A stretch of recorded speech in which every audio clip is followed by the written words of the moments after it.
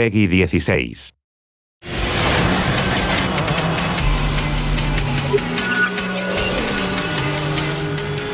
Screamer is an arcade racing game that does a lot of things differently. One of them is that we designed teams of 3 characters each and we put them at the forefront of the experience. Each team is made of 1 leader, which we consider the main representative of the team, and 2 members, which help him in his journey. Members use what we call entry-level cars. They are designed for your first experience with the game, and they are also designed a little bit more for fighting compared to racing. Leader cars, on the other hand, are designed for racing first and foremost, and fighting in addition to that. Combining them and finding a character that play following your preferences is key to enjoying the game.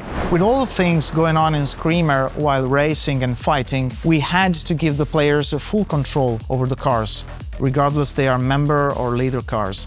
So we thought about achieving a perfect drift system with a twin stick control. So with the left stick, you control the steering.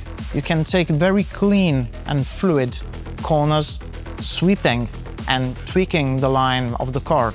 But if you need something more radical, and quite often you'll need to do so, to change the direction or to drift around corners or to engage other cars in the fighting part, you'll use the right stick. That triggers the drift mechanic separately from the steering one. So you can interact them, so you can drift, steer, or correct the drifting with the steering part. So you can achieve complete control over your car. The difference is really remarkable because usually you need to enter in other games the drift state, typically using the brakes. But it's very hard to understand when to do so and how to do it precisely and how to exit the drift. While in Screamer you have complete control over the 2 phases and you can blend them seamlessly, achieving a total control over your car. The twin stick is just one of our gameplay systems.